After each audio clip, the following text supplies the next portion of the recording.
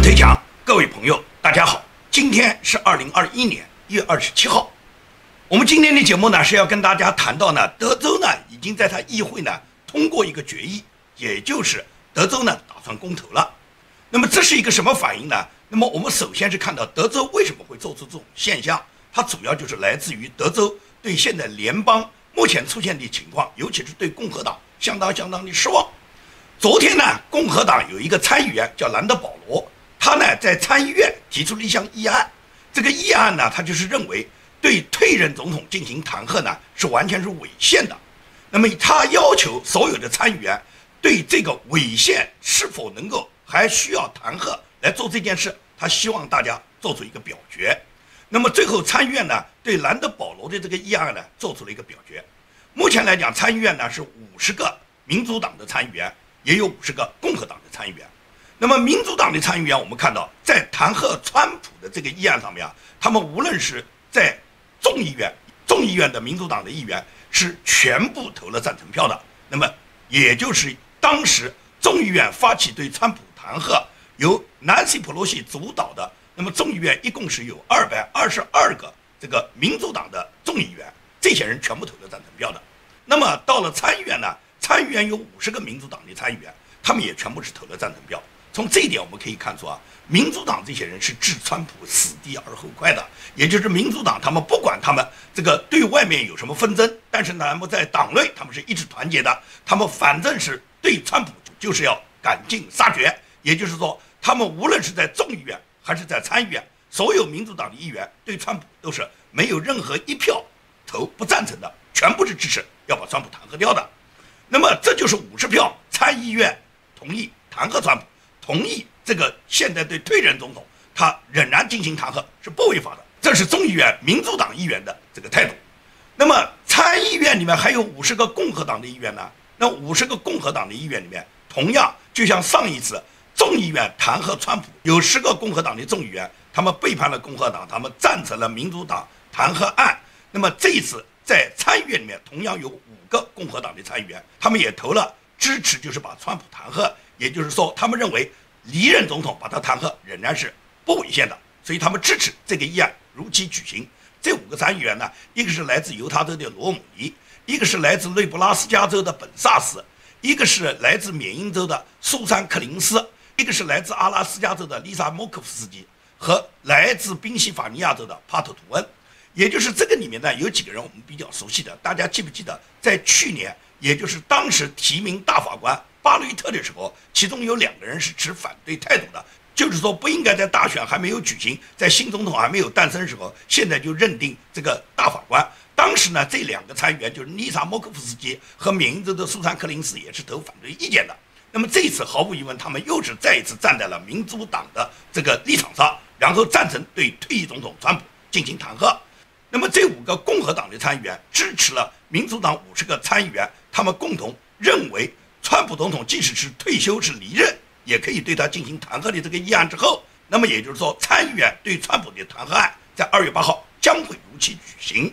那么只是这个结果我们可以看到，有45个共和党的参议员呢是投了反对票的，也就是基本上我们可以预知到2月8号对川普总统的弹劾案，至少这45个参议员都不会支持。那么不会支持，也就是说达不到参议院如果要弹劾川普，要达到2/3以上的票，也就至少要有67票，也就是共和党至少要有17个参议员赞成民主党的提案，才能够把川普总统弹劾掉。从现在来看的话，达到这个目的呢不容易，也就是说绝大部分的参议员是反对的。那是不是到那时候有人反水，这就不好说了。但是这个现象可以看出就是什么？第一是共和党参议员大部分是不支持弹劾，但是有少部分共和党的参议员总是跟民主党他们站在同一个立场上，这也就是为什么德州对现在共和党产生的深深的失望。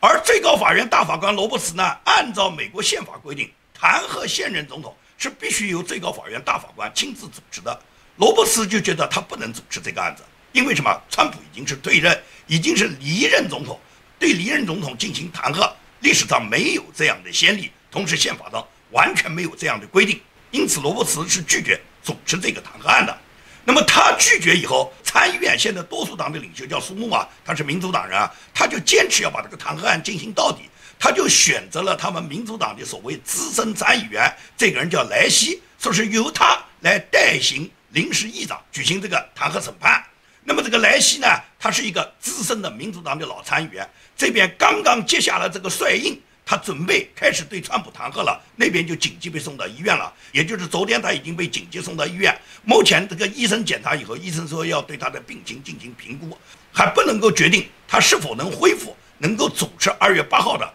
对川普的这个弹劾审判。所以说呢，莱西呢就是《现世报》，他刚刚呢兴头冲冲的准备对川普进行弹劾审判了，结果自己先进了医院了。也就是这件事情让我们看到，弹劾就是一个闹剧，它是不可能达到目的的。但是民主党呢，他就是要羞辱川普，他不管能不能达到目的，他就是要这么去做，不惜违法。也就是民主党当道嘛，民主党当道，他不管弹劾是否违宪嘛，违宪也要干嘛？他现在不是由最高法院决定的，而是由参议院来投票决定啊。川普被弹劾的理由是他是煽动了暴乱，是否煽动暴乱完全是应该由法院决定。结果一夜之间，宪法法律被废除，暴民政治从公民1人1票顷刻变成了2院1人1票的议会政治。他们害怕人民的民意啊，你敢让人民投票吗？他们现在不敢让人民投票。所以你不要认为一旦宪法被搁置在一边，就不但国家会出现暴民，也会出现暴政，也会出现暴君，也会出现暴政的议会、暴政的议员，这都完全有可能。现在美国不就发生了吗？他们已经完全不在乎民意，完全废弃了宪法，完全不是由法院来决定，而是由他们议会、由他们议员，他们代行法律。有这样的规定吗？宪法上有这样的规定吗？既然宪法上根本就没有这样的规定，为什么这件事要把它进行呢？也就是完全违宪的行为，居然有55个参议员认为是合理的，可以进行的。所以这种情况就让德州感觉到了深深的失望。德州现在有他的一个议员已经通过了一项提案，准备在今年，在2021年11月份由德州人民进行公投，决定他们是否能够独立。德州为什么做出这样的选择？主要是2件事刺激了德州。第一件事，也就是目前德州看到共和党人，他不是完全对民主党人的失望，因为知道民主党人他们把美国企图演变成委内瑞拉化，把美国大量的这些宪法搁置在一边，违背了美国的传统价值观。在美国通过了大量的类似于像$950以下不起诉啊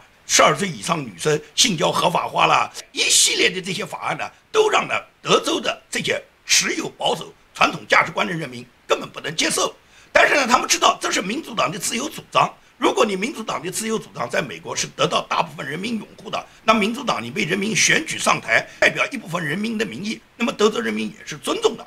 只是他们没有想到共和党他溃烂的那么厉害，也就是共和党你作为坚持保守价值观的、维护美国传统路线的、执行美国国父所确定的基督文化的对美国建国这个路线的人，你们应当是恪守价值观啊！怎么会你们跟民主党一样来共同的陷害川普，来共同的违背美国的传统价值观，来支持民主党这种违宪的这个决定呢？所以说，德州人民的选择首先是来自于对共和党的极大的失望，认为共和党里面总是出现大量的，不是1个2个。你看看，在众议院对川普总统这个违宪的弹劾案就有10个议员参加，那么参议院现在又有5个参议员参加，这毫无疑问呢就说明，至少在共和党内部，共和党的建制派大佬，他们很多人已经违背了美国人民，尤其是违背了德州人民的传统价值观。因此，对共和党的失望是导致了德州人民他们这次选择要公投是否离开美国的他们一个初衷，这是他们原因之一。原因之二，也就是在整个大选中，大家看到有相当的这种舞弊，这种舞弊的现象，大量的证据都已经表明。但是呢，在这些舞弊州，川普总统的司法团队做了大量的司法诉讼，那么最终的结果是，很多诉讼案被当地的法官就拒绝受理，他们根本就不受理，不看你的证据，我们就认为没有舞弊。所以在这种情况下，德州人民坐不住了，德州他自己直接向最高法院进行申诉，控告美国4个州，就是威斯康星州、密歇根州、佐治亚州和宾夕法尼亚州。德州认为这4个州他们已经违反了美国的选举法，由于他们的选举不公平，他们的舞弊行为，就导致了美国总统大选的根本结果进行了改变，和德州人民自己的意愿以及全美国其他州人民的意愿完全不一致了。所以德州呢向最高法院大法官呢提起了他们的诉讼，只是呢让德州完全没有想到的呢，最高法院大法官居然不受理，以7-2退回了德州的起诉案，理由就是德州你这个诉讼你没有资格。所以到了这时候，德州认为我们上诉，我们依赖你联邦最高法院大法官来维护宪法，但是你说我们没有资格，我们没有权利，那德州人民通过你们联邦最高法院大法官都不能依法维护宪法，那德州人民只好自己走自己的道路了。所以说呢，德州呢现在就由他的一个议员，他这个议员的名字呢叫彼得曼，彼得曼呢就在昨天呢提出了一项议案，这个议案呢在昨天呢已经正式呢生效了。这个议案就是说，给德克萨斯人民就德克萨斯是否成为一个独立的国家进行一个公投。这个公投法案呢，将在今年2021年11月份，所有的德克萨斯州人民，他们到投票站里面去手工投票，也就是计票用手工方式，所有人必须到投票站亲自去投票，然后根据投票结果，德州议会呢将确立德州呢是否作为一个独立的国家的地位。如果一旦确立了，那么人民都投了赞成票，绝大部分的德州人民都希望德州成为一个独立的共和国的话，那么德州议会就会成立一个委员会，这个委员会会制定一个过渡性的计划，解决与联邦政府脱钩的有关问题。这是这个议员，也就是彼得曼议员，他提出这个议案，现在这个议案已经生效了。那么今年11月份，德克萨斯州人民就会举行他们自己的公投，公投以后根据公投结果，那么德州会决定他们自己今后是否独立，还是留在联邦的道路。德州为什么会这样去做？可以讲，美国有50个州，美国50个州呢，其中呢不乏呢有别的州都想过要独立，比方说我们加州，加州也多次在历史上闹过独立，但是呢独立总是独立不成功。为什么独立不成功呢？因为美国联邦宪法对某一个州如果要实行独立的话，有严格的宪法规定。这个宪法规定就是说，美国的这些州，如果你要独立，首先是你自己州里面公投，你这个州里面的民众至少要有2/3以上的民众同意，也就是绝大多数你本州的民众同意你们独立，这是第一步。这一步呢很容易做到，也就是当想独立的州，绝大部分的民众是愿意独立出去的，所以说呢2/3以上的人民投票。第二个，也就是议会要达到2/3，也就是当地州所在的议会，你们这个议会里面，无论是参院、众院都需要达到2/3以上的赞成票，那么都同意独立，然后呢，州长签字，这是完成你们州本身的工作。那么完成你们州的这个工作不难，因为一般愿意独立的州做到这件事都不难，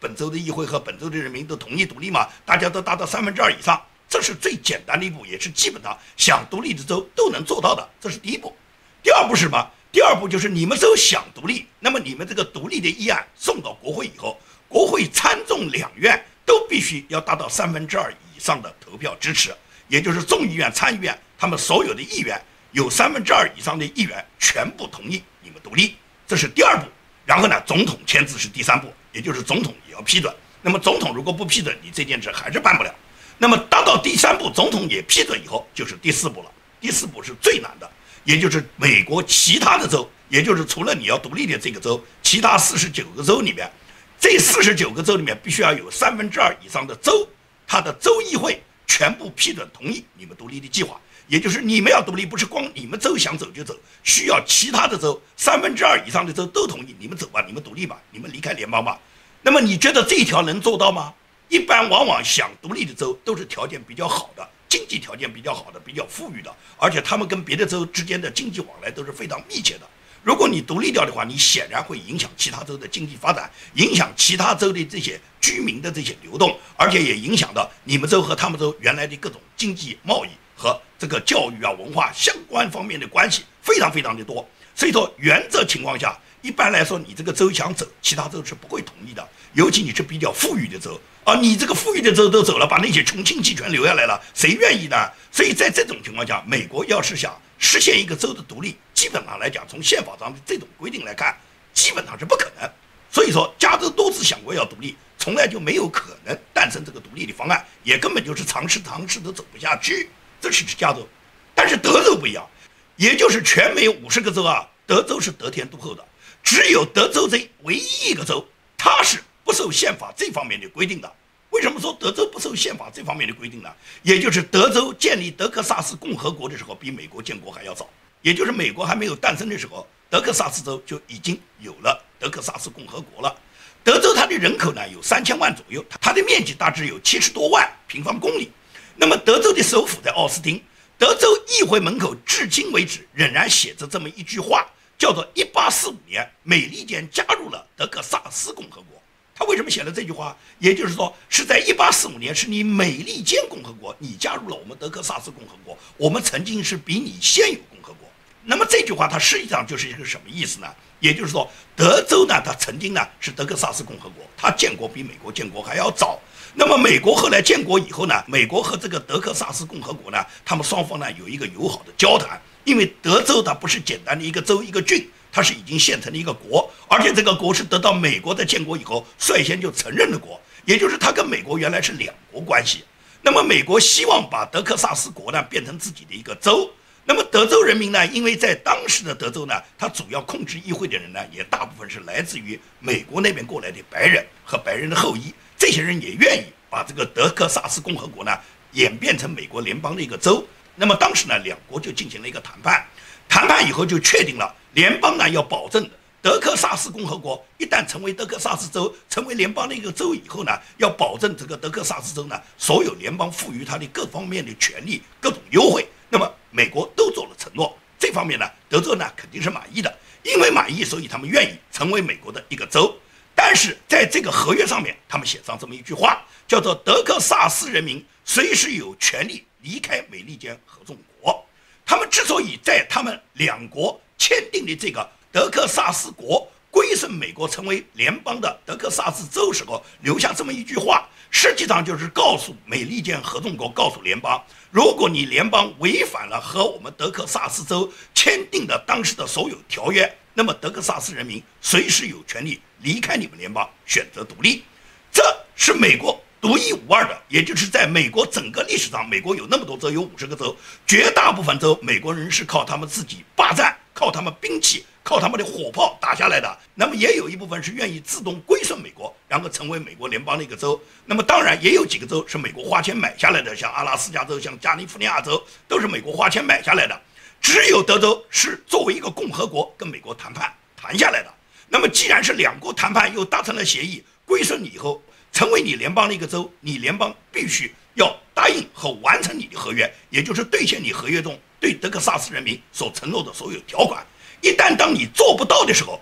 德克萨斯人民有权利选择自己独立，选择离开你们联邦。这是当时两国有协约的。作为美国是一个民主国家，把协议、把信誉、把合约是看作双方兑现、双方诚信的一个重要的社会基础保障的一个国家。美国一向是兑现他们所有合约的，因此联邦呢从来就没有否认过德克萨斯州曾经在德克萨斯共和国归附美国，成为美国一个州的时候写下的这句话，也就是德克萨斯人民有权利选择随时离开美国。那么今天到了德克萨斯州人民，他们如果要决定要离开美国之后，美利坚政府是拦不住的，也就是说你必须兑现当时的诺言，你不可能说是你违背你和德克萨斯州他们当时所签订的这个白纸黑字合约上写下的这句话，也就是联邦政府你得兑现。这是美国唯一一个州，它跟美国有过这样的协议。那么这个协议作为美国一个全球它一个民主大国，它在任何时候都强调它所有的协议、所有的合约都必须遵守的。那他跟德州人民签订的这个协议，联邦政府要违约，联邦政府很难。如果他要违约，德州人民是绝对不会答应的。所以说，在这种情况下，德州如果公投决定他们要离开美国、离开联邦的时候，那么那个时候德州人民能不能具体独立成功，美国联邦是否会同意，美国其他的州会怎么看，我想这是一个很大的悬案。但是这件事的发生，美国联邦就必须要检讨自己，德州人民为什么要离开美国？为什么要离开美国？是美国的经济不发达吗？美国的经济不强大吗？完全不是。美国的经济全球第一吗？是美国的科技不够强大了吗？也不是。美国的科技也是全球第一。是美国的国防军事不够强大吗？美国的国防军事非常强大，也是全球第一。这些都不是。国防、经济、科技，美国牢牢占据全球第一。关键是美国的价值观变化。因为美国之所以有那么多第一，是因为什么？是美国优先的结果，是美国它始终保持到美国优先，美国才可以强大。但是呢，现在民主党执政的美国国家，它的价值观在扭曲。这种扭曲，它不仅仅是民主党他们的治国理念，他们推行的全球化，他们把美国通过全球化以后，把美国第一的优势全部消磨掉了。德克萨斯人民已经忍受了奥巴马8年的政权，好不容易迎来了川普，他回归美国的再次强大，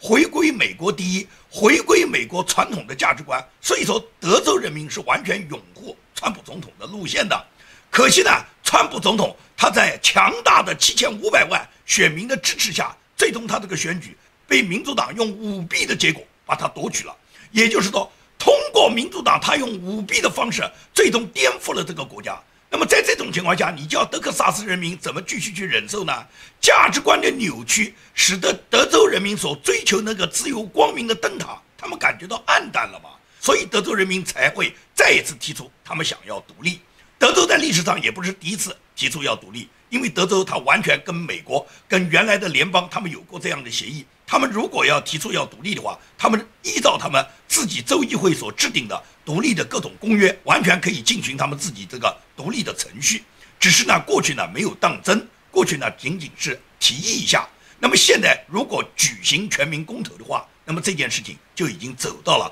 他这个形式的白热化的程度，也就是真正进行到德克萨斯人民全部他们用他们的选票2/3以上的民众都决定，如果要独立的话，那么德州议会它是不能不听取人民的意愿的。那么德州人民究竟会不会选择独立？德州它究竟何去何从呢？你可以随随便便从现在大量的企业往德州迁，你就可以看出来了。马斯克为什么把他的特斯拉公司要迁到德州啊？那甲骨文公司为什么要迁到德州啊？甲骨文公司的老板是标标准准的共和党人，是完全追寻美国传统价值观的。他为什么要把公司迁到德州啊？那惠普公司这么大的企业，为什么也要把自己的生产基地全部从加州迁到德州啊？毫无疑问来讲，德州有吸引这些大公司来的各种优惠条件嘛，而且是德州这种传统的价值观才可以保障他们的民众、他们个人的权益嘛。所以德州人民为了保障自己的权益，为了保障自己的自由，为了捍卫宪法的严肃性，所以德州人民才认认真真的提出他们要选择公投独立这条路。那么独立这条路是不是我们大家都应当支持呢？从我本人来讲的话，我并不支持德州它就马上独立出来。因为呢，我觉得如果是美国分裂了，美国分裂成几个州，或者是美国最强大的类似于像德州这样的州全部独立出来以后，最高兴的是中国共产党，因为它就削弱了美国原来全球第一的地位嘛。美国之所以强大，是这50个州紧紧地团结在联邦周围，然后美国每一个州都在贡献到自己的科技、经济和它的军事力量，使得美国很强大嘛。美国最重要是捍卫它的传统价值观嘛。当美国的价值、美国的自由民主灯塔不灭，美国始终能引领全球走向它自己民主光辉的道路。美国毫无疑问来讲，一个团结的美国50个州都能够共同的拥有这样的价值观，这是美国强大，能够通过美国最终引领全球的民主制度、民主规范，最终消灭中共，铲除中国共产党，铲除中国的专制制度，这才是最终有效的。所以说我并不愿意看到美国有什么州去独立和分裂出来。只是呢，德州这件事呢是给美国联邦提了个醒，也就是德州这样做，他做的目的可能也未必德州人民真的就完全是独立出来了，他们只是通过独立的这种方式向联邦政府去表达，如果说你们继续堕落的话，德州人民是不跟你们玩的。你们如果选择你们这样做，最终不是德州，还有很多州都愿意跟德州一起要脱离你们现在这个背离了美国传统价值观的这个制度。你们一旦背离了美国的民主制度，背离了美国国父所缔造的美国的这个捍卫传统价值观的这个民主制度，那么在失去民主制度保障的情况下，谁愿意跟你们联邦政府这些窃取了美国的政权，用舞弊的方式获得了你们的政权的人，谁愿意跟着你们继续玩呢？所以说，这是德州给美国联邦政府也给美国其他州的人民做出了一个极大的提醒，用他们自己选择准备公投、准备独立的方式。所以说，这种现象的出现，大家也不要认为是洪水猛兽，就认为德州一定是独立出去了。因为德州人民并不在意，他们一定要自己作为一个小团体，作为一个独立的州，作为一个独立的共和国存在。他们并不是厌弃这个联邦，而是对联邦现在所执行的这些制度不满。也就是最终是美国民主制度才能决定德克萨斯州继续以德克萨斯州的身份来保留在联邦，还是说这个制度已经导致了德克萨斯人民他们要选择他们自由民主的制度，他们成为一个自由独立的联邦，成为他们自己追求自由民主制度的一个德克萨斯共和国。所以说这个问题呢，我觉得呢，今天呢我们仅仅是展开一个讨论，是因为昨天德州有一个议员，他的一个议案已经在德州议会已经通过了，今年呢打算建立公投。那么对这件事呢，我们还看它的今后的这个事态的发展。我相信联邦政府他们也会很着急，因为联邦政府也不会坐视德州这么优秀的一个州从联邦就分离出去。但是联邦政府会不会因为德州他要独立就改变自己的制度呢？你看拜登上台，他对中共的态度就可以看出来嘛。白宫的这个新闻发言人，也就是拜登任命的这个新闻发言人，他的名字叫普萨基。这个普萨基在星期一的新闻发布会上说，当前美中正处在激烈的竞争中，拜登打算用耐心来处理对华战略。他说，我们希望在战略上保持耐心，就是战略性忍耐。你看看这句话，你都耳熟吧？战略性忍耐就等于当年王立军的休假式治疗。你看看拜登现在对中共要采取战略式的忍耐，所以说战略式忍耐的结果就是中共派大量的军机不断的绕台。他绕台什么目的啊？他就是给你拜登下马威吧。你以为他绕台真的是给台湾施加压力，马上就对台湾进行立即武力统一啊？他不是，他只是试探你拜登作为你刚刚执掌美国政权以后你的底线。如果是拜登，你真的是战略性忍耐，等到你忍耐到位的时候，中共已经把台湾已经武力攻占了。所以说这种忍耐你能忍耐得了吗？那么拜登是怎么忍耐的呢？也就是拜登上台仅仅3天，蔡英文在美国官方的称呼就已经从原来的总统变成了民选的代表。这是美国他这个大使馆里面公布的蔡英文的他的这个正式身份。从原来川普总统内阁所把蔡英文认为的总统身份，现在已经变成了一个民选代表。也就是蔡英文你不断地去跪舔拜登，而拜登上台是怎么对待你的呢？把你已经从总统下降成一个民选代表了。为什么要这样做？也就是拜登要迎合中共，因为在中共的眼睛里面，台湾只是中共的一部分，你美国必须要承认台湾是我们国家的内政，跟你美国没有关系。你们在任何国际场合是不可以把台湾当作单独的一个国家，称呼台湾的这个蔡英文是总统的，只能把它当作一个民选领导人。所以拜登一上台，拜登马上就把美国对蔡英文的官方生活就改变了，这就是战略性忍耐啊！忍耐的结果也就是中共得寸进尺。现在民主党拜登一上台，他们开始马上就改变他们的策略了。你看 CDC 现在已经要求所有的学生尽快的回到教室上课，并且他们援引的证据表明，说是正确的遵守卫生规则的情况下，回学校上学是安全的。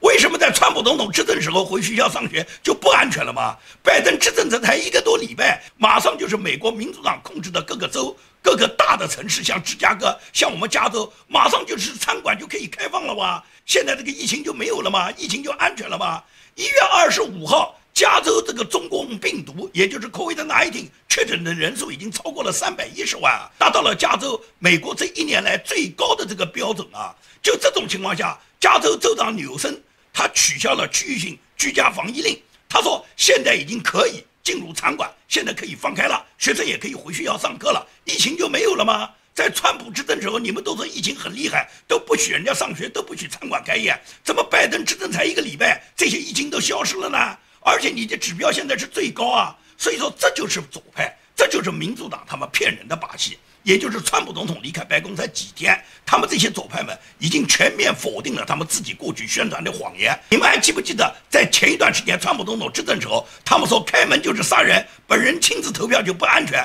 当时他们不是这样鬼哭狼嚎的吗？可是现在拜登执政，马上餐馆就可以恢复营业了，学生就可以回学校上课了，而且 CDC 就说现在可以保证安全了。那么为什么在1个礼拜之前川普执政时候就不能保证安全呢？所以说呢，这个左派们的骗人的这个谎言呢，我觉得我们大家都可以有识别能力。至于对中共现在采取这个方式，包括现在对川普总统赶尽杀绝，一定要把这个离任的总统都要弹劾，弹劾这个后面你觉得没有中共的帮助吗？在弹劾里面积极发起的推动这个弹劾案的有2个知名的议员，其中有一个就是华人的议员，这个华人的议员的名字就叫刘英平。这个刘英平被美国议会很多人称他为是中方代表，也就是这个人是个华人，他跟那个加州的跟芳芳睡在床上6年的那个议员叫斯沃维尔，他们2人积极推动对川普的弹劾案。你就可以看到这2个人，他们就是代表中共嘛。这个斯沃维尔是芳芳睡了6年，是中共女间谍、女特务把他搞定的。而这个刘英平本人就是华人，他曾经多次访问过中国。他访问中国时候就说，他在美国做的一切事都是为了回馈祖国。也就你看看，华人议员的目的就是回馈祖国。所以说他们现在他跟这个斯沃维尔联手，把川普一个离任总统进行弹劾，他就是为了回馈祖国啊。所以你可以看到，美国的政治现在渗入了中共大量的因素，中共大量在里面做的各种手脚。你觉得拜登看不出来吗？拜登看出来啊。那么拜登怎么对应呢？拜登已经跟你说过了，战略性忍耐啊。那么你就忍耐吧。等到中共大举的把红色意识形态在美国遍布，把美国已经染成完全是红色的海洋，美国人已经崩溃，美国的制度已经给你拜登民主党用这种忍耐的方式忍到中国，他已经根本不需要派兵舰、派导弹，不需要派核武器，而用人就可以征服美国之后，那时候你觉得美国还来得及吗？那时候你觉得德州还能不独立吗？所以说，德州今天提出的独立，绝不仅仅是德克萨斯州人民他们想选择一个自己独立生活的方式，而是他们想维护美国的传统价值观。如果美国的传统价值观回归，如果美国能够回归美国建国国父们所指明的那条民主大道，能够回归美国的传统价值观，我相信美国再次伟大是一点都不难的。而且这个日子，我们期待一定会早一天到来。好，今天的节目呢就跟大家做到这里，谢谢大家。